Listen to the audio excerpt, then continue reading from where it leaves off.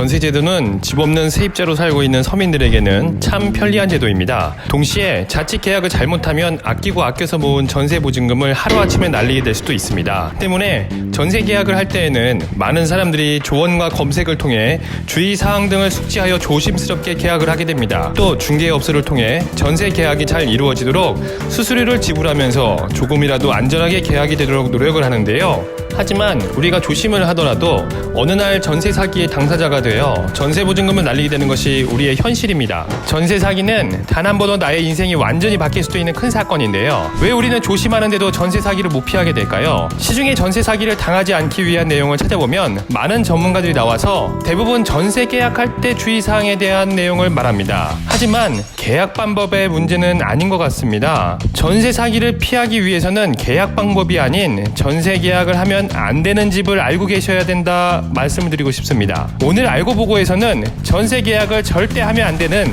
4가지 유형의 집을 전해드리고요. 혹시 어쩔 수 없이 4가지 유형에 속하는 집에 전세 계약을 하게 된다면 꼭 체크해야 하는 사항이 무엇인지 말씀드립니다. 알고 보고에서 전해드리는 오늘 이 4가지 유형의 집은 가능하면 전세로 계약을 하지 마세요.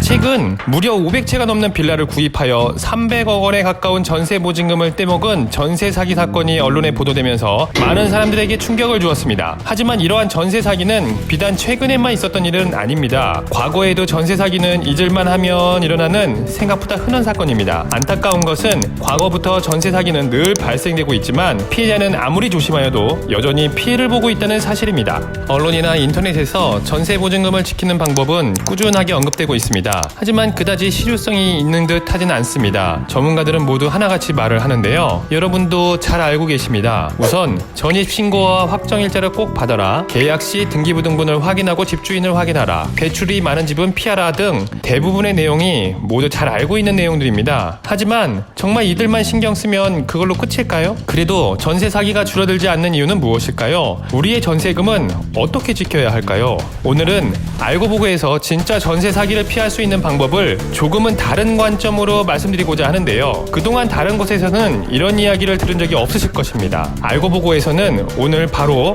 전세로 나온 집에 대한 내용을 집중적으로 이야기하려 합니다. 부동산 시장에 나온 집 중에는 전세 사기 당하기 쉬운 집들이 있습니다. 하지만 대부분 전세를 구하는 사람들은 어떤 집이 전세 사기를 당하기 쉬운 집인지 고르기가 정말 어렵습니다. 아무도 이야기해주지 않기 때문입니다. 오늘은 전세 사기 당하기 쉬운 4곳의 집을 이야기해드릴 테니 이런 집만 피해서 전세 계약을 하시면 내 전세 보증금은 전세 사기를 당하는 일은 없을 겁니다. 그럼 전세 사기 당하기 쉬운 집 4곳은 어떤 집일지 살펴볼까요? 첫 번째, 전세 사기를 당하기 쉬운 집은 바로 통건물로 구성된 집입니다.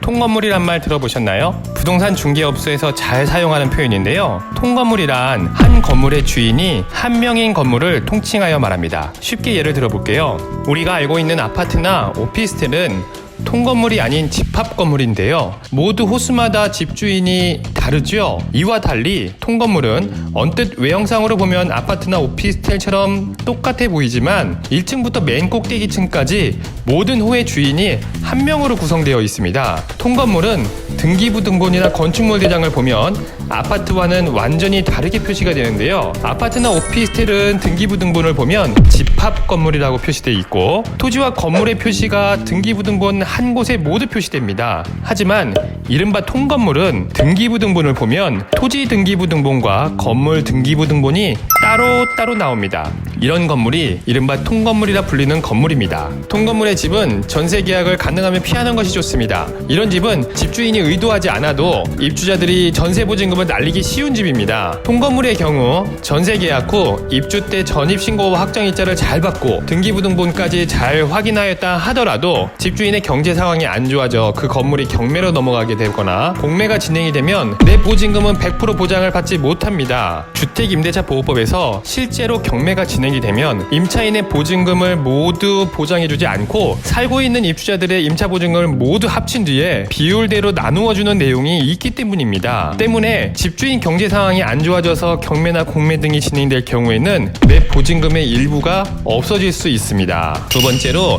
다가구 주택입니다.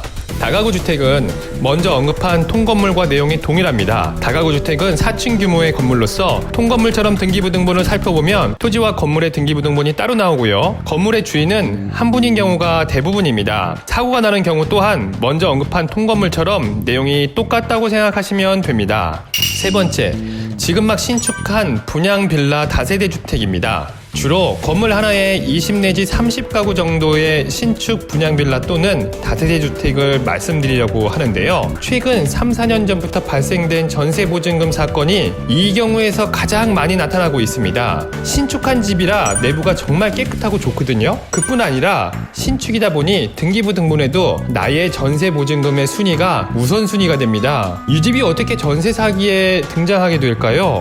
최근 서부권 세모녀 전세 사기 사건이 전형적인 신축 분양 빌라 다세대 주택을 통한 전세 사기 사건인데요. 전세 보증금을 날리게 되는 상황은 대충 이런 식입니다. 신축 분양 빌라의 분양 가격은 3억 5천만 원이라 가정할게요. 근데 이 빌라의 전세 가격은 3억 3천만 원입니다. 주변에 비슷한 집들을 알아보면 대부분 오래된 집들이 많아서 2억 7천에서 2억 8천만 원 수준의 매매 가격이 형성되어 있을 거예요. 언뜻 분양 가격이 좀 비싸지 않을까 싶지만 생각보다 거래도 잘 됩니다. 왜 그런지 볼까요? 여기 이 집을 보러 온 신혼부부가 있습니다. 동네에서 자신들의 예산에 맞는 집을 보러 다니지만 대부분이 오래돼서 집이 마음에 안 들어요. 그런데 그때 이 신축한 집을 보면 다른 집은 못 봅니다. 이 집이 너무 좋거든요. 하지만 자신들이 보는 전세 예산보다 전세 보증금이 좀 비쌉니다. 그래도 괜찮아요. 전세 보증금에 대한 전세자금 대출이 정말 잘 나오거든요. 전세 계약서만 가져가면 전세 보증금 대비 70에서 80%를 전세자금 대출로 지원해줍니다. 신혼부부라면 더 조건이 좋게 나옵니다. 이제 이 신혼부부들은 결정해야 됩니다. 주변 전세금이나 매매 가격을 보면 이 집은 분명 비싸지만 신축이니까 비쌀 수 있다 생각합니다. 그리고 전세자금 대출 잘 나오니 전세금의 예산 문제는 해결이 됩니다. 다른 집들은 별로 마음에 안 들어요. 너무 낡고 더럽기 때문입니다. 마지막으로 신축한 건물의 분양 가격이 얼마인지 알아보고는 조금 더 걱정이 됩니다. 매매가랑 전세가가 비슷하거든요. 하지만 이 금액이 합리적인지는 비교할 집들이 많지 않기 때문에 잘 알 수가 없습니다. 이들은 순간 매매 가격과 차이가 얼마 안 난다는 점은 문제가 아니라고 생각할 수 있습니다. 어차피 집값은 계속 올라가니까 괜찮을 거라는 생각이 들고 신축한 거라 등기부등본에도 자신들이 우선순위로 전세보증금을 보장받을 수 있으니까요. 혹여나 망설이면 중개업체나 분양업체에서 이런 말씀을 할 수 있습니다. 아유, 집주인이 이 동네에 집이 10채도 넘어요. 엄청 부자라 걱정 안 해도 돼요. 그러면 대부분은 전세 계약을 하게 됩니다. 그런데 이 동네 집이 10채도 넘는 이 집주인은 진짜 자금에 문제가 없을까요? 이 집주인은 갭 투자를 전문으로 하는 분일 가능성이 매우 높습니다. 분양 당시 분양업체는 금액을 책정함에 있어서 전세가와 매매가의 차이를 거의 안 나게 책정합니다. 갭 투자를 하는 투자자를 찾기 위해서입니다. 이러한 집은 소액으로 갭 투자를 할 수 있는 절호의 기회가 됩니다.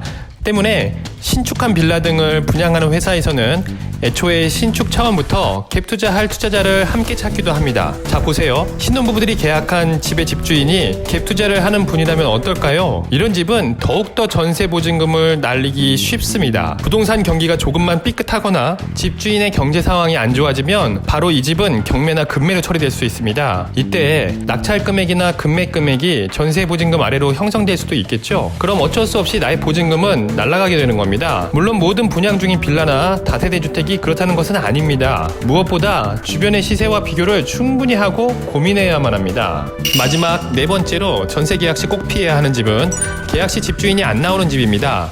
부동산 업무를 실제로 진행하다 보면 계약 시 집주인이 안 나오는 경우는 생각보다 많습니다. 집주인이 거리가 멀거나 개인적인 업무로 바쁠 때 부동산 사무실에서 주인을 대리하여 직접 계약을 하는 경우가 종종 발생하는데요. 바로 여기서 문제가 발생합니다. 집주인에게 보여주는 계약서와 실제로 계약한 계약서를 달리하여 차액을 부동산에서 가로채는 방식으로 전세 사기가 발생하기 쉽습니다. 예를 들어 실제 계약은 보증금을 3억 원 받았지만 집주인에게는 2억만 받았다고 한다거나 아예 월세 계약을 해서 보증금 3천만 원에 월 70만 원으로 계약했다고 거짓말하는 방식입니다. 이러한 전세 사기는 가장 자주 발생하는 경우입니다. 때문에 집주인이 없는 계약은 하시면 안 됩니다. 만약 이 집이 제일 좋고 마음에 드는데 집주인이 안 나온다면, 하지만 꼭 이 집을 계약해야 한다면 계약 시 집주인분과 반드시 전화 통화를 하셔야 합니다. 그리고 계약 조건이 맞는지 집주인은 맞는지를 꼭 확인하시기 바랍니다. 계약서 특약에 잔금 시까지 주인이 입회한다는 조건을 달아놓으시면 더욱 좋겠습니다. 그래야 전세 사기에서 그나마 자유로울 수 있습니다. 오늘 소개한 계약하면 무조건 전세 사기 당하는 집 4곳을 말씀드렸습니다. 물론 말씀드린 집들이 모두 다 사기를 당한다는 뜻은 아닙니다. 통건물이지만 집주인이 여유가 있고 전세금을 잘 지켜주시는 분들도 계시고요. 신축 빌라에 들어가서 새 집의 편익을 다 누리고 전세금 잘 빼서 나오는 세입자분들도 많습니다. 하지만 오늘 말씀드린 집에서 전세 사기가 가장 많이 발생하는 것 또한 현실입니다. 때문에 계약하고자 할 때에는 반드시 더 신경을 써서 계약을 하셔야 하고요. 저희가 말씀드린 부분을 특히 더 체크하고 검토 후 계약하시기 바랍니다. 지금까지 알고 보고해서 이야기 드렸습니다. 도움이 되셨다면 좋아요와 구독, 알림 설정까지 부탁드립니다. 끝까지 시청해주신 여러분 정말 감사합니다. 안녕히 계세요.